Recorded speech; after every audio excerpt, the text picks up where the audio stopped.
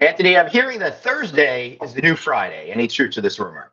I'm hearing that our producer Suzanne's a little snippy today. Ooh, let's find out why. I'm Anthony. Welcome to No Vacancy Live. That's my friend Glenn. You're watching the #1 show in hospitality.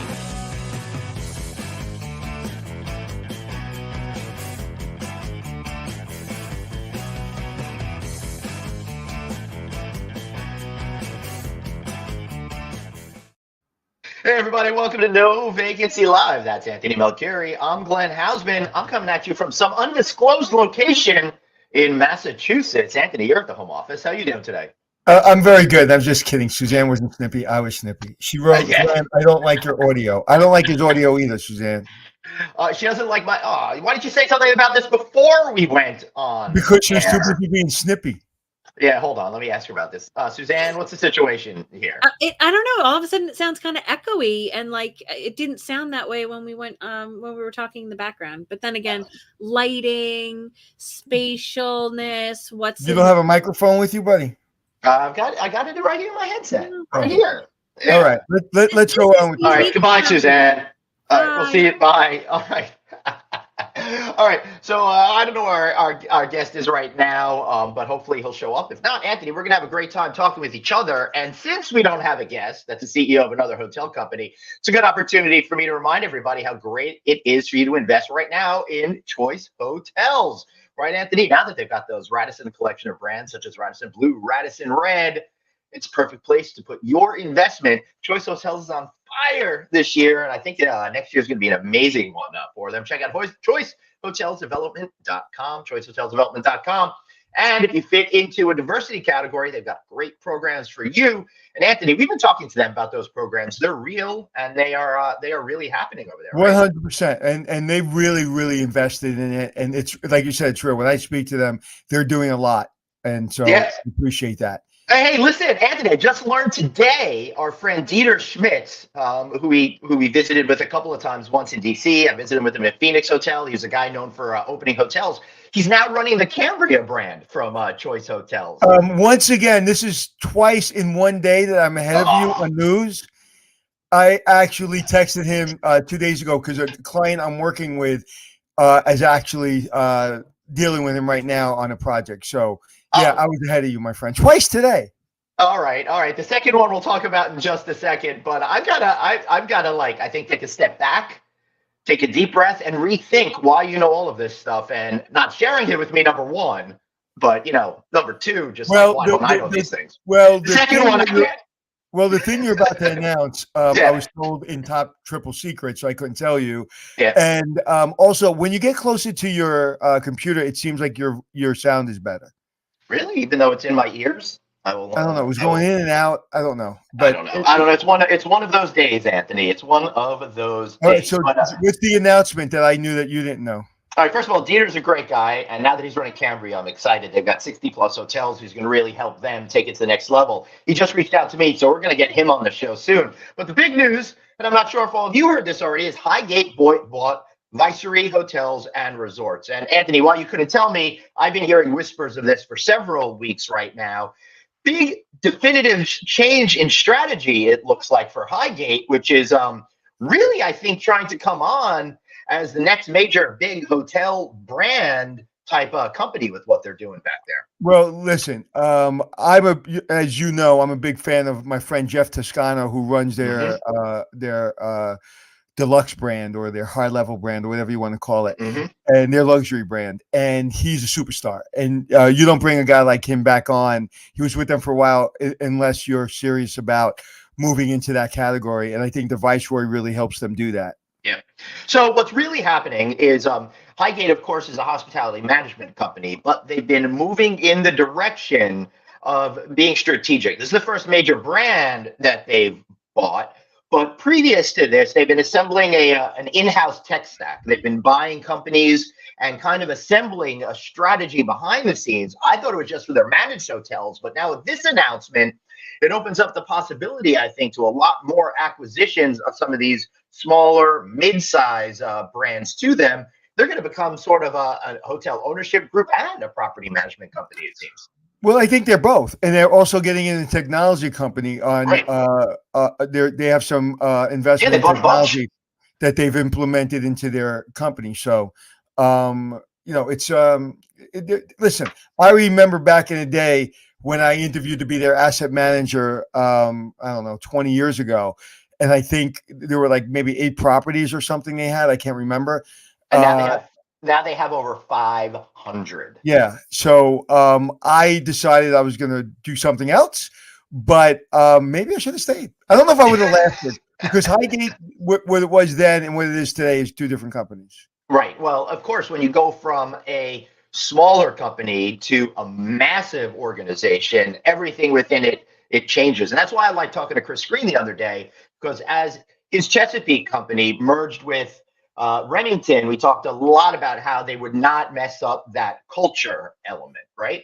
No, and they didn't by making him president. That really tells me, he has his heart on his sleeve, and he Hmm. really wears it every day. So Yeah. that's the kind of management company you need. You need somebody that knows the details of how to operate, but also wears his heart on his sleeve and shows emotion, Right. shows transparency, and shows vulnerability, which Chris does every day. Yeah, for sure. So back to Highgate and Viceroy, I'd love for you guys to check out our catalog of shows we've had on the CEO of Viceroy Hotels a couple of times, Bill Walsh. Plus, we did a great show, 2020, fall of 2020, from the Hotel Xena, which is more of a female-centric design type property, where Anthony had the best hamburger of his life.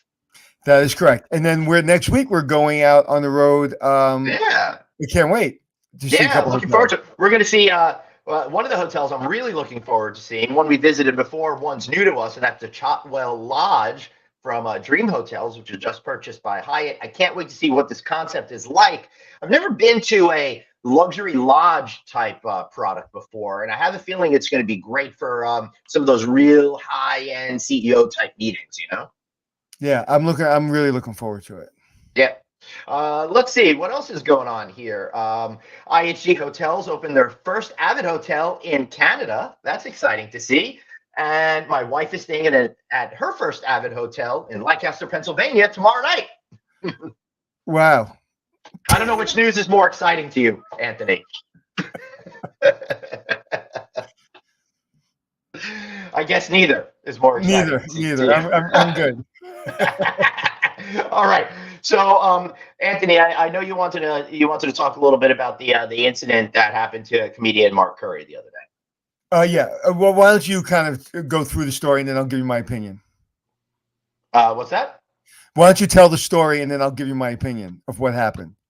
All right. The story was he was sitting in a hotel, minding his own business, was a guest at that hotel, and performing at the comedy club across the street. A gentleman who worked with the hotel came up and started asking him why he was sitting there. And it definitely seemed to come off as something that was directed because Mark happens to be a black man. Yeah. Mark Curry hanging with Mr. Cooper and other I things. love that show. And he's a stand-up comedian. He's a very famous person. I And he also might have happens had a to little be- crush on Holly Robinson back in the. I met Holly Robinson when she had her twins, and I had to get her hot milk for her twins at the Lucerne Hotel. Lovely person. And I know her mother, Dolores Robinson, who used to be Michael Jackson's agent, and she's the first female African-American agent in Hollywood. And now that I think about it, Suzanne, please write down her name because I got a text and see if she'll be on my show. That would be awesome. Our show, I should say. Yeah, that'd be great. Go on. So she's wonderful. And she's a rock star. So he happens to be African American, and he's sitting in a lobby like you and I have done. I'm going to really restrain myself from using the F word and curse words because I'm so, because I called you and I was so just heartbroken that he's sitting in the lobby like we've done a billion times, where we've never once been bothered to say, what room are you in? Are you a guest at the hotel? Never once in my career, before I was on TV and after, have I been asked, are you a guest of this hotel? He is asked if he's a guest of the hotel. There's a bunch of other people who happen to be white sitting in the lobby, not asked. Right. He was smart enough to go live and to show it for what it was. And these people were intimidating. These people were disrespectful, and these people were disgusting. And the more he said, why are you doing this? And listen, if I walked into a lobby, whether I'm white or black, and I looked like I was trying to hurt somebody and I wasn't dressed and, I was peeing on myself or something, and there was a reason, or I was attacking people, or I was, menacing, I could see whatever color you are. You want to keep guests safe. This man was dressed beautifully, was sitting there, and he was just enjoying himself. And he happened to be staying in a suite, and he wasn't hurting anyone. And this is the problem when you do not onboard people. It's not even training, it's onboarding. Because I guarantee you, when they train these people, they train them. Here's your walkie-talkie. Here's your maintenance kit. Here's this. Here's that. Here's the fire safety exit. But they don't indoctrinate, and they do not give time to really talk about things that come up on any basis. If somebody says to me at the front desk, "Hey, that guy, why is he here?" It's like, why are you asking me that? He's sitting in the lobby. Is he bothering anybody? Leave him alone. They're not trained. They're not onboarded properly. And if you ask me anything that blows the back of my head off, it's when people are mistreated. And because of the color of his skin, he was mistreated. And it is just absolutely it's just not acceptable in any way. And we have to be called out as a hospitality business. We have to be called out on it. We have to do better. The brands have to do better. And the brand immediately went and said, well, that's a franchise. That's bullshit, because nobody knows what franchise it is or isn't. And it doesn't matter what franchise it was. It could happen anywhere. It could happen at a 5-star hotel or a 3-star hotel. It's just that is just, as soon as I saw that, I was like, man, that's just not cool. Yeah, of course they did a good job of saying, well, bring you back, and we're sorry. And they jumped on the hand grenade and they tried to save themselves. But whether it's independently operated, managed, doesn't matter. For 2023, for someone to sit in the lobby and be disrespected like that is just not only appalling. It just sets our entire industry and our culture and the world back. And it happens every second and every day. And we just happen to see it because it's Mark Curry and he has a platform. So I don't know. I just, it's just disgusting. All right. So let me ask you this, Anthony. You didn't like how the parent company that franchised this particular hotel acted by being on the defensive that way, by saying it's their fault. Ideally, how would you handle that situation if you were in the CEO's office of that particular hotel company? Well, two things. One, I am not playing Monday morning quarterback. I am simply saying, and I'm not saying it's their fault. I don't think they said it's their fault. They just made it clear professionally that this is a franchise property. And most people don't even know what the hell that means. Okay? No, even the people who work in those hotels don't even know what that means. Right. So that was their, what they said. And okay, you had to say that. And I'm sure there's a PR person that had to say that. And, maybe that's the right thing to say.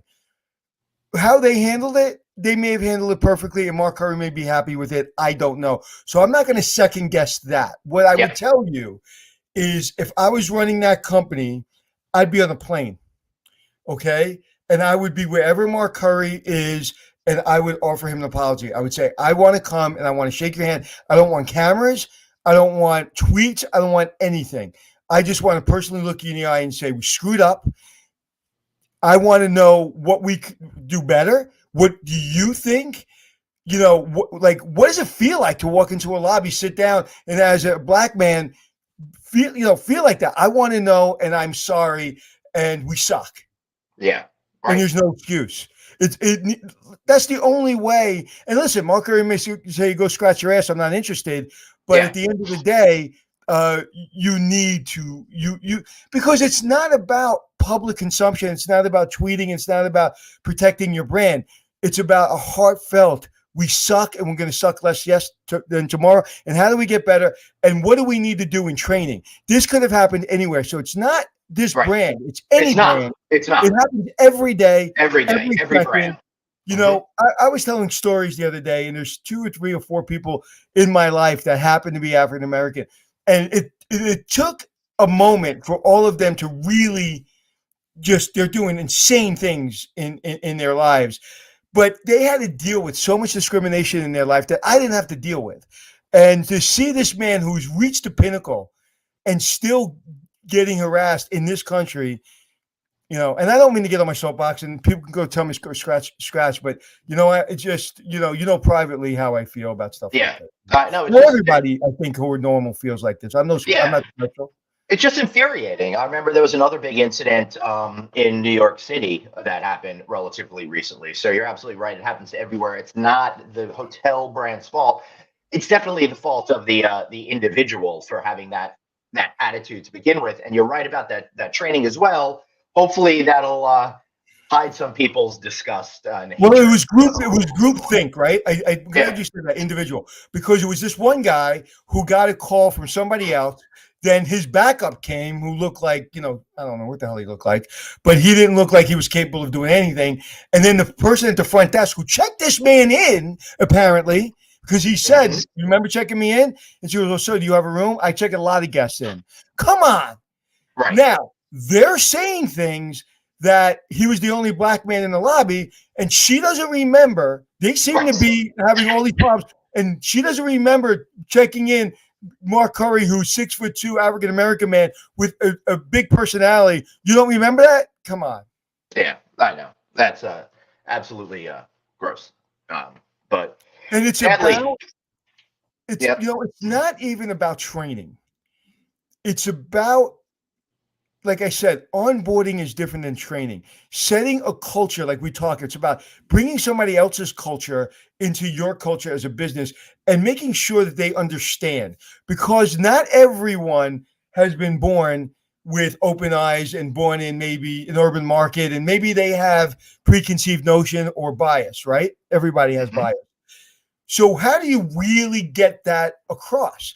There's a couple of things, the most important things in a hotel business: fire, safety, security, and treating people with respect. Those three things, if you do nothing else, but when you're on board, talk about those three things, that will probably keep you out of trouble. Yeah, that's great advice. I love it. So that was a depressing story. Another not so happy story about DJ Twitch that you wanted to talk about today.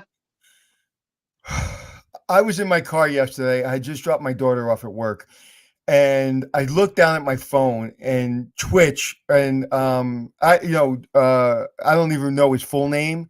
If you can pull that up for me, but he was a dancer on Ellen, DJ on Ellen, Stephen Voss, and he would go on during the pandemic, and he would do dancing with his wife and their children in their beautiful home. And he's a self-made man. Him and his wife are self-made people.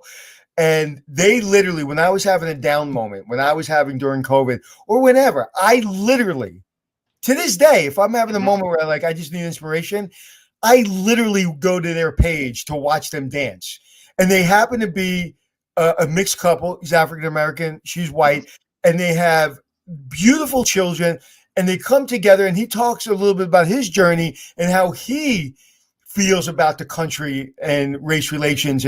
But he, in his dancing and with his family, it's just light, and it's just beautiful, and it's powerful. And then all of a sudden we find out that he left his home. He walked a mile down to the motel, and he killed himself.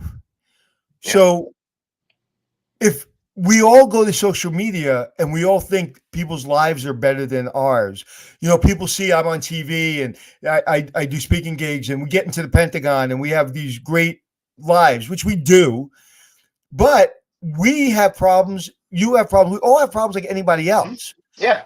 So when you're looking at people on social media, remember that's their job. That's a performance, but internally people struggle. So when I'm here on a podcast or I'm doing a show or whatever, this is what I do for a living. This is what I do. And I'm a happy guy. But there are moments, you have them, I have them, we all have them, where we question things. And I guess in that moment, whatever his struggle was, it was real. And it took a bright light from this world. And I had a hard time all day yesterday. I'm still having a hard time. It's just, I went on probably a 5-hour, literally last night, just deep dive on everything Twitch. And it was just, it's horrifying. Yeah, yeah, it really is. It's really sad when people are in such a state. But I get it. I understand why people are like that. The chemicals in our brain could just do horrible things to us. I feel blessed and lucky every single day that I was born with a disposition where I feel things, but then it relatively quickly goes away. Some people, some loved ones in my life, just always have this horrible cloud hanging over them, and everything is so much more of a struggle. And you're right. When people hide that, you can't tell that they're being tortured Right. individuals Right. inside.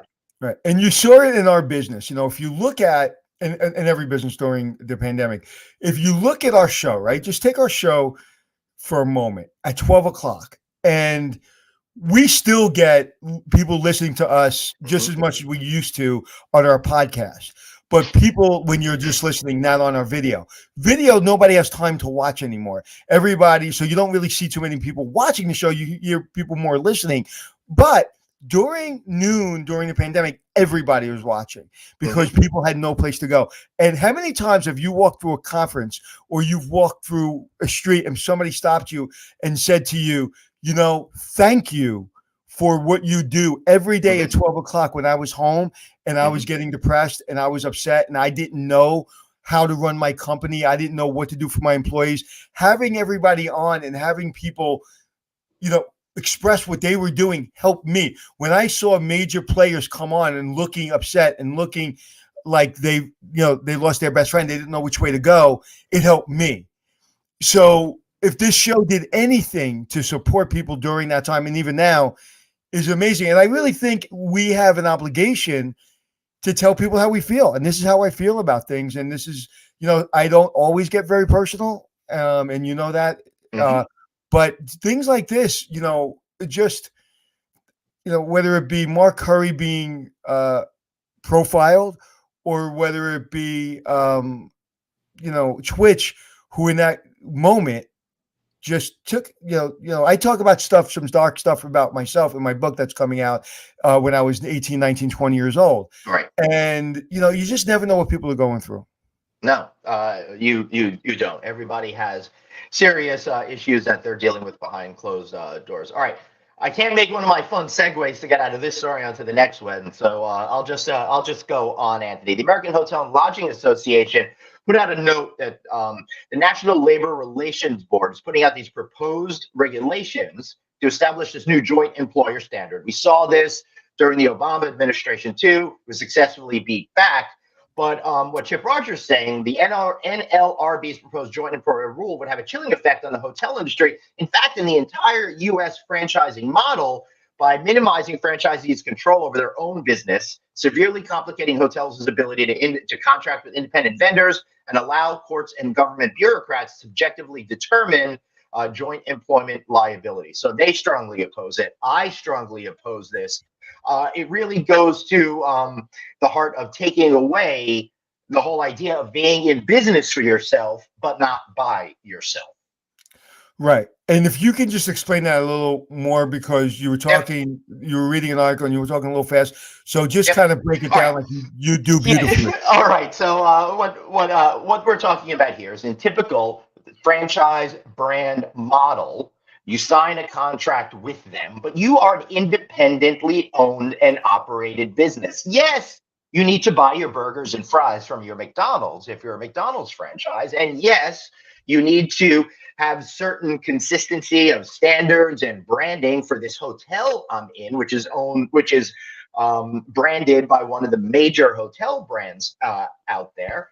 But these new rules would change that. It would say that the employee of this hotel's ownership or management company group is the same as the parent company that owns the operating brand for this particular chain. So think of any of your favorite hotel brands out there and think of the ones that you might franchise with. And they're saying that you are not really your own business anymore. You, the owner of the franchised brand, like McDonald's, like any other brand that you would see out there, Hilton, Marriott, Choice, whatever it might be, they're the ones that are now more tethered to you. So if there's an issue at the property level, it becomes the brand's problem, and vice versa. And And that's going to change. what's your opinion about that? Well, it's ridiculous. It changes the entire model. The whole point is to be in business by yourself, but not, be in business by yourself, but not, not for yourself, but by yourself. Meaning that you make all the important decisions. I'm sorry. Who's pushing that? It's the first time I'm hearing about it. The government, the National Labor Relations Board, which because it's a Democratic majority in House, in the White House, they operate that particular board. So typically this bubbles up with every Democratic administration. It's putting government, where it doesn't belong. And exactly. With that said, I think that I agree with everything you just said. With that said, there is this hands-off approach sometimes, okay, that I think brands need to have a standard that they make sure. Listen, when you go into a brand, we know, and some brands do it better than others, they look for cleanliness. They look for, how's the carpet? Do you need a property improvement plan? What's going on? But are they really doing a deep dive on how are you interviewing? What are the standards? Because we have a certain standard for the brand. So I'm not opposed to brands ensuring that they're not only inspecting what you see, but what you feel. So I want to know, from a brand perspective, are there standards of how what do you expect?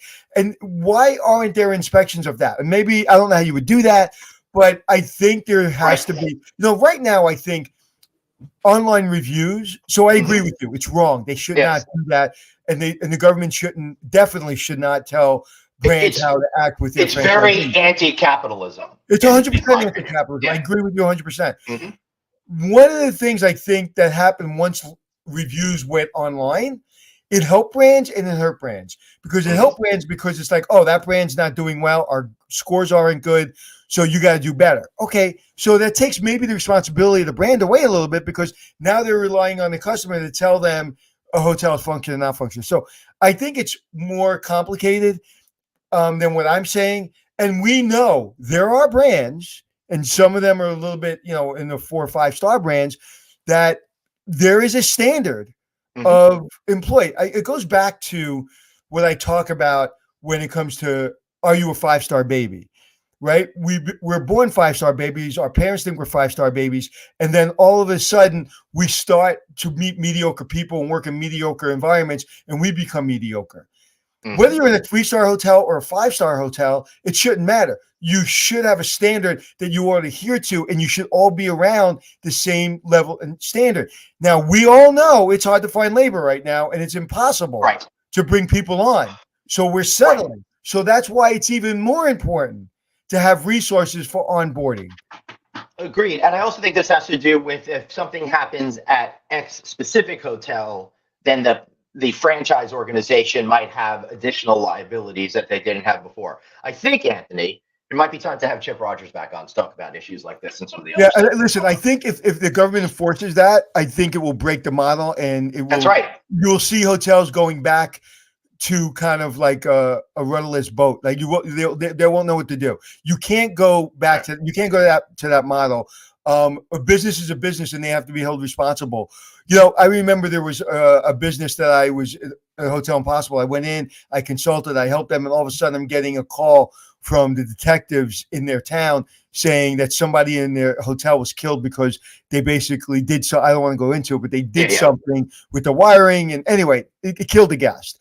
And I was like, I didn't go near that part of the building. I didn't know anything about that. Listen, I could give all the consulting in the one. I could run the hotel for you. But at the end of the day, as an owner, you've got to take responsibility for who you hire and what you do. Right.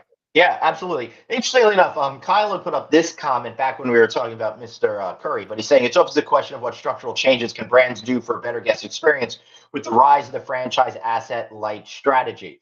Quick lesson on that for you folks out there. In the 1990s, there were a lot of hotels that, especially the full service hotels, were owned by Marriott, owned by Hilton. And during that period, they transitioned to selling those properties while retaining management contracts, so they would get their names on the buildings. So That's why all of this stuff starts to become a lot more important, because none of the major brands actually own the vast majority of their hotels. I mean, Hilton probably owns a handful of meaningful properties at this point. Yeah, You and know? I think Marriott owns 5, literally. It's something like that, right? Right. They sold off And most they're in a areas. different part of the company. They're not even Yeah, right. Yeah. Like Hilton, for example, spun off a whole other company, which became Park Place Entertainment, and that handles all of the ownership stuff. So Right. yes. And So the major franchise. Yeah. Sorry. Go on. But listen, if you have your name on the building, one of the reasons there was an opportunity about 5 years ago for me to put my name on a brand that you would know, and it was struggling. And someone came to me and said, "Hey, we want to work with you. We want to see how you can help this brand, and we want to use your name." And we had meetings, and I said, "Okay, what is your property improvement plan and your 5-year capital?" And these are the hotels that need 80% of the hotels need serious investment. Like, no, we want to take your brand and put it inside, and kind of from a standardized operating standpoint and a service standpoint. It's like, you can't put lipstick on a pig. Right. You need to fix the problem, right? So I would never lease my name to a hotel that is even a little bit better than mediocre. It's got to be on point. And if it's not on point, I'm not putting my name on anything. And that's one of the reasons I get so individually involved in every single hotel I get involved in, is because I don't lend my name to people, because I don't know how to structurally hold it all and make sure that standard is there. I'm working with people now that kind of help me with that, but back then there's no way. And it's so hard. You put your name on a building, nobody knows that Mr. Smith owns it. Right. And as I said earlier, a lot of times when I check into these hotels, I ask who the management company is or the ownership group is, and 95% of the time they tell me the name that's on the building. So listen, it was bad before the pandemic. It is insane right now. And you see the level of employees. I mean, as we travel around, some hotels are really doing it well, but there are some of these management companies, the smaller management companies that are regional, that are just, and if you own a management company with 15 hotels, okay, you're just making a living. I mean, if you have 15 hotels and you're making 2-3% on every hotel, after your overhead, your expenses, your taxes, and everything else, you got to have 30 hotels, right? And then maybe you can hire a vice president, a regional vice president. So they're struggling themselves. That's why when you have like a Remington, now you have a Chris Green, and then you have what they built and what Remington built, and you put it together. You heard Chris Green say it. He goes, "We have resources that I'm so excited to have, because now we can grow the company." There's this point where a management company kind of can't grow anymore, and they're trying to grow and they break it. Yep. Yeah, absolutely. All right, Anthony, I got one more story for us today. All right. So I'm excited about this one because anecdotally, for the last 3-4 months, we've been talking about how the meetings are coming back, right? Chris Greengold told us the other day about how great 2023 is looking for meetings. When we spoke to some of our friends that are running the major casino resorts in Las Vegas, they're saying this is the first time in 3 years that everything's been firing on all cylinders. Well, we finally have some actual numbers behind that, thanks to our friends over at Nolan. They are saying that the average number of attendees per event in November of 2022 was 118 compared to 105 in November 2021. But get this, 104 in 2019. So the average meeting is getting bigger. They're also utilizing more space. And the corporate meetings are really coming back to dominate that segment, with 53.5% of the meetings events business, with healthcare being the number one. Well, we are in the business of telling people when we get it right, and we always like going back and say we predicted this, we predicted that. I'm going to admit I got that one wrong, because I thought the meetings would come back, but I thought they would be smaller, and I think everybody thought that. But I definitely that number is very surprising to me. And we thought that they would also be different, right? We thought a lot more of the meetings would be people who weren't working in the office anymore. Those meetings are still happening, but they aren't the lion's share of stuff. So our friend Christy White said, November reached an important milestone in recovery. It's the first time we surpassed 2019 numbers since the pandemic began. recovery capture has been increasing since the beginning of the summer, but this is the first time we exceeded 2019 levels. Historically, we've seen the message is clear: recovery is here, and most hotels should now be entering organic growth, strategically positioning themselves for an even better 2020. Yeah, and we're at the point where, you know, when you run a marathon, you between the I'd say first and fourth mile, I don't care what kind of shape you're in. You're in, at least for me, you're in bad shape. And then like from the fourth mile to maybe the 12th, 13th mile, I click in on all cylinders, right? And then I struggle a little bit. And by the 18th, 19th mile, I just want to, you know, it's just really tough. We're in that point right now where it's really tough. We're basically see the finish line. We're back to normal, but we're struggling. We hit that wall because yes, we see our guests there. We see that the money's coming in. We see prices and rates we've never seen before. Okay. But we hit the wall because operationally, supply chain wise, you know, people are burnt out and we don't have enough people. So I think in 2023, we're going to solve a lot of those issues. I really do. And I think things are going to get back to normal. What's that? All right, so I said I hope so, but I think some of the issues are bigger than the hotel industry. Specifically, I'm talking about that workforce. But I think technology is going to help. Yes. You know, I think technology is going to help. And I think people who are, again, as you say, you know, we are people that didn't grow up with technology. Everybody else has. So now I think by 2023, everybody's traveling.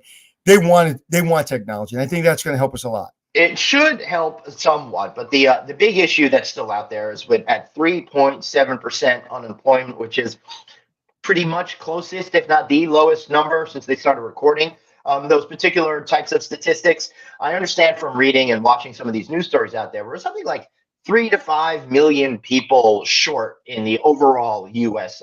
Workforce. So I think it'd be great if we could figure out some sort of meaningful policy behind immigration here, so we can build up those lower rungs to get people in, and that'll help, I think, propel everybody up. Well, I think when we were in Resorts World, they were doing some great programs that they were telling us about. And listen, man, there is no better job in the world for the American dream to take place than a hospitality job. You can come here and literally, as long as you're legally allowed to be here, day one, hit the ground running. And someone said, I think on our podcast recently, there has never been a better opportunity to be in our business. This is a moment in time. So listen, I think it's going to get better. I think people are going to fall in love more. Also, people are becoming more sensitive. You know, when I was growing up in this industry, it was tough, man. People were not nice to me. A lot of people were not nice to me. They were very hard on me. A lot of people were nice to me as I kind of built my career. But early on in this career, I should have quit. The way I was treated in the beginning of my career, in this one certain job I won't mention, I should have quit. And most of the people I knew around me did quit or get fired. But I'm just stupid. I'm just not going to let somebody take me out.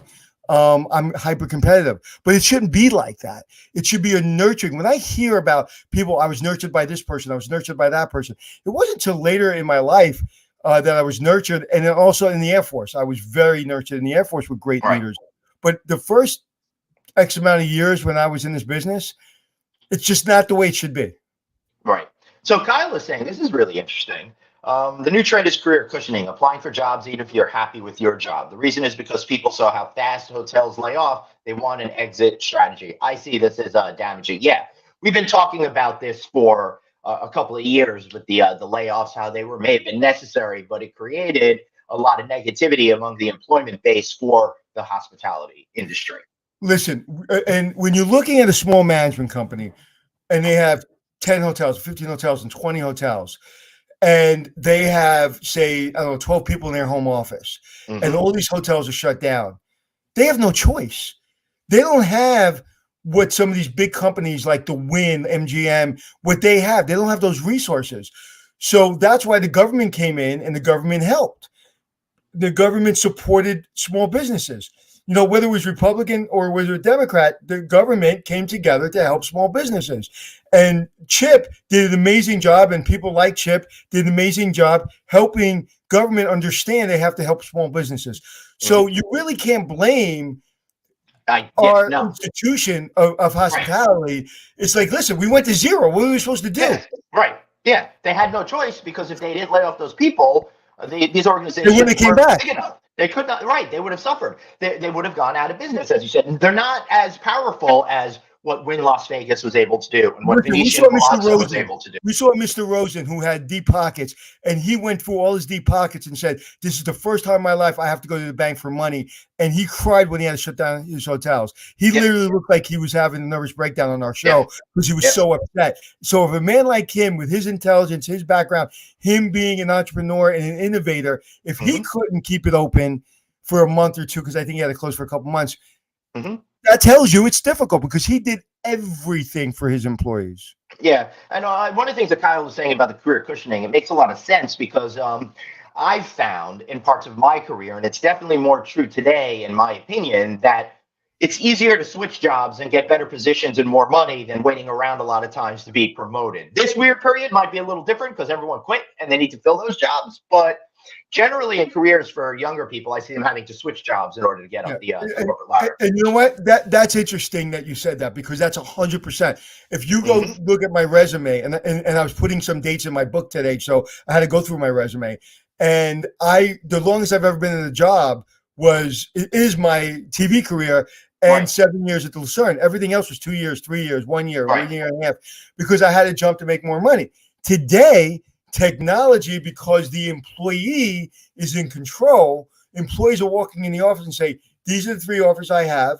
I want to stay, but it's 30% more. What are you going to do?"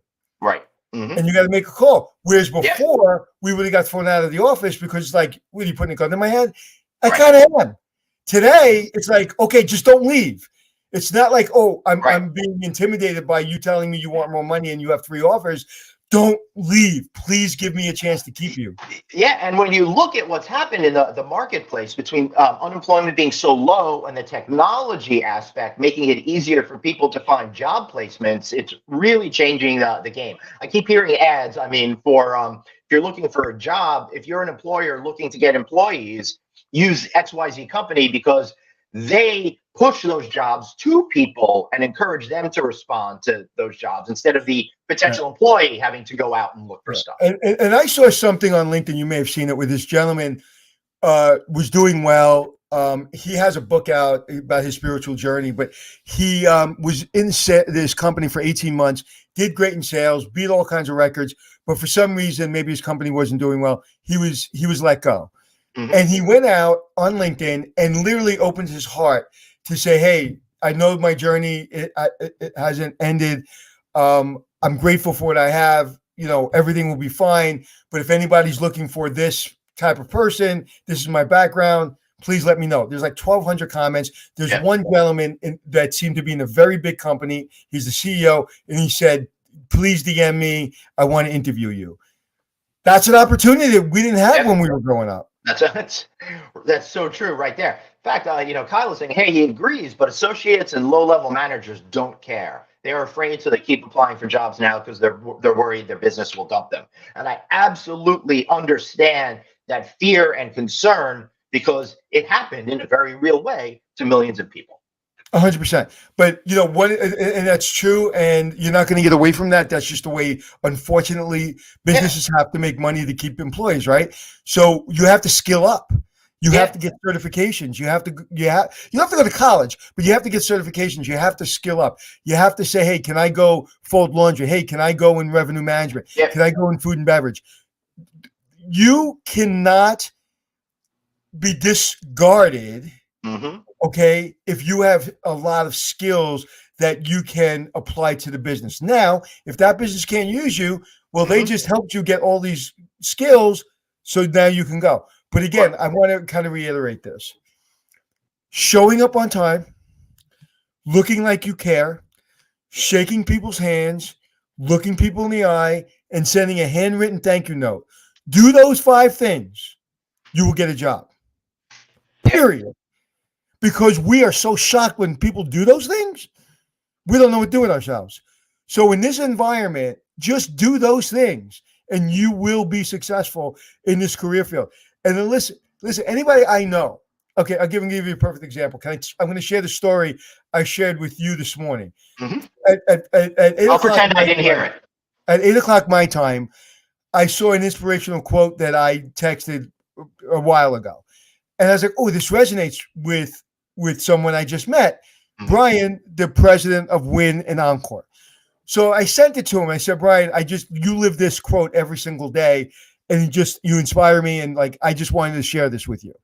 I put this out a while ago. It just reminded me of you. As I hit send, I realized it's 5 o'clock in the morning in Vegas. And I just sent this man a text on his cell phone at 5 a.m. in the morning. I panic. And I was like, oh my God, it's 5 a.m. in the morning. I'm such an idiot. And then I start laughing. And I said to myself, Brian's going to respond within 10 minutes because Brian's already up getting after it at 5 o'clock in the morning. And within 4 minutes, he goes, inspiring. Thank you, man. Have a great day. And I write back to him. I said, and I told him in my text, I said, I told him the story I just told you. And he said, and I said, and you were up getting at it. And he said, I'm always getting at it. And that, like, if you have that attitude, the world will not stop you. That's right. Yeah, that's absolutely right. Anthony, I think that's a great place to end it today, unless there's something else you want to go over. You're looking pretty dreary, man, in that lighting of yours, but I love you anyway. I know, dude. It's getting darker and darker, and the longer I'm on air with you, I don't know what's going on. Maybe it's only been 3 years for me to get my lighting and my backdrop right. So you're forgiven. Hey, listen, I'm staying in a great hotel, but the lighting in here is. Are you not allowed to tell me what hotel you're staying in? No, I'm allowed to say. I just typically don't. But I'm at the Hilton Garden Inn in Waltham, Massachusetts, because I'll be. Well, I don't think you need to give the town. Now people are going to come after you and stalk you. Yeah, right. Because we're such big celebrities over here. I'm going to go downstairs. TMZ will be down there, I'm sure. Hey, I told you I've been TMZ twice, man. You're not famous. You're not famous until you're TMZ. I know. And I was like a little kid. I was like, oh yeah, TMZ me. And now I'm actually a contributor. I'm their hotel guy, so I'm on TMZ once or twice a year, and I love it. I love it. That's great. We're blessed people, my friend. We sure are. And I'll tell you what, we might be blessed over here, but why not bless us a little bit more? Why not download our podcast on Apple Podcasts, iHeartRadio, Stitcher, SoundCloud, wherever you are. You can download the shows and listen to you as you go. And if you want to watch us, why not watch us on Facebook, LinkedIn, YouTube, NoVacancyNews.com. He's at Anthony Hotels. I'm at Traveling Lem. Great to see you. Good to see you, my friend. I'll see you on Monday. I'll see you on Monday. Next week, we got some great shows. We'll be up at the Catskills next week. I think we're going to do another Ask Anthony show on Ask Anthony and Glenn show on Tuesday. Now that we just blew our conversation stack, I wonder what we're going to be able to talk about next week. Tune in and find out. Then we're going to do a great interview from the Shotwall Lodge in upstate New York and something else next week, too. I don't remember what that might we'll be. do something. We'll tap dance. All right. Sounds good. Tune in. Watch us tap dance. And until then, remember, you've got one life, so blaze on, eh? Be kind to yourself. See y'all later. You look